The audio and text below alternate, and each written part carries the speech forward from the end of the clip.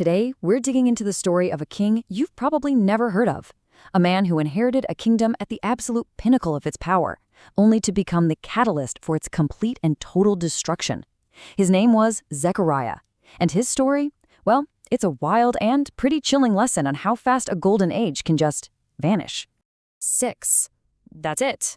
That's the number that basically defines his entire legacy. Not 6 years, not 6 major achievements, just 6 months.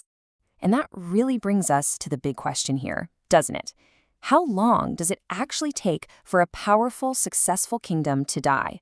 Well, for the ancient northern kingdom of Israel, the answer, believe it or not, is tied up in the incredibly short and chaotic reign of its last legitimate king, Zechariah. Okay, so to really get how this all fell apart, you first have to understand the incredible heights the kingdom fell from. I mean, Zechariah didn't inherit some struggling backwater nation.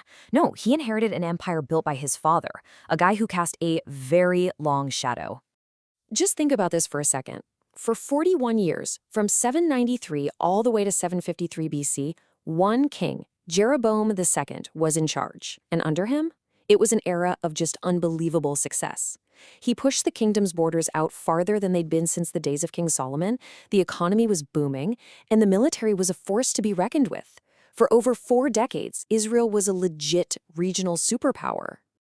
But, and this is a huge but, all that prosperity was basically a mirage. See, underneath that shiny golden exterior, the kingdom was just rotting from the inside out. You had prophets like Amos and Hosea screaming from the rooftops about all the idolatry and the terrible social injustice. The strength was an illusion, you know? The cracks in the foundation were already there. And that right there brings us to the son.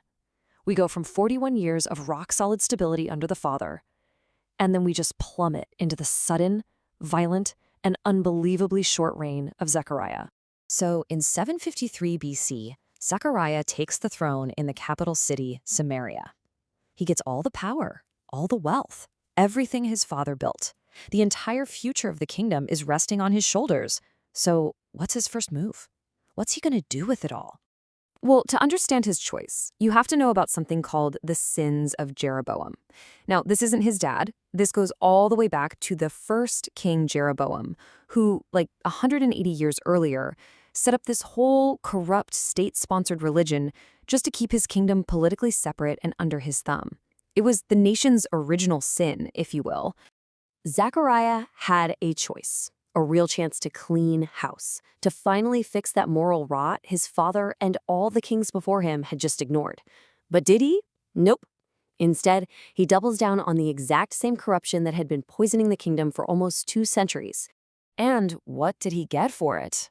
A reign of just 6 months. And it ended with a shocking and very public assassination. The text makes a point of saying he was struck down before the people. This wasn't some quiet palace intrigue. This was a loud, humiliating, open coup. But here's where the story gets even crazier.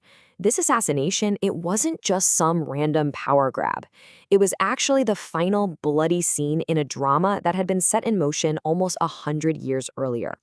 The Bible gives us the brutal, straightforward facts. A guy named Shallum conspired against Zechariah, killed him in public, and took the throne. And with that one act, the royal line was officially over.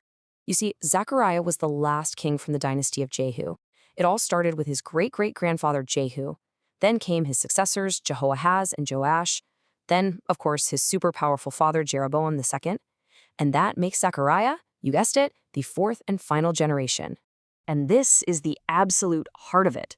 A promise, or maybe a warning, had been made to the founder of the dynasty, Jehu.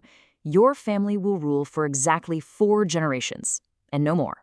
So Zechariah's very public murder wasn't just a coup, it was the literal fulfillment of a century-old prophecy. And just like that, the dynasty was done. Zechariah's death was like pulling that one critical Jenga block out of the tower. That flawed but stable dynasty was the only thing holding the nation together, and now it was gone. I mean, just look at the absolute chaos that erupted. In the same year, 752 BC, Zechariah is killed, and his killer, Shallum, lasts all of 1 month before he gets assassinated too. The next couple of decades were just a bloody revolving door of kings. The long era of stability was over, replaced by pure anarchy. And this internal meltdown could not have happened at a worse time. While Israel was busy tearing itself apart, a sleeping giant to the east was starting to wake up. The absolutely brutal Neo-Assyrian Empire, under its new and very ambitious king Tiglath-Pileser III, was starting to look west for new places to conquer. And Israel had just made itself the perfect, easy target. This timeline just shows how frighteningly fast the end came. 752 BC, Zechariah is dead. Just 20 years later, Assyria invades and basically takes over. And a mere 30 years after that last stable king died, the capital is destroyed and the northern kingdom of Israel is wiped off the map forever. So when you look back, Zechariah's 6-month reign isn't important because of anything he did. It's important because of what its violent end unleashed. It was the tipping point. It was the moment that long, slow decay finally turned into a rapid, unstoppable collapse from which the nation could never, ever recover. Zechariah's story is such a powerful reminder from history, right? Any system, any nation can look incredibly strong for decades, all while its core is just rotting away. It kind of makes you wonder, what looks stable and permanent to us today, but is really just one event, one single thread being pulled away from total collapse?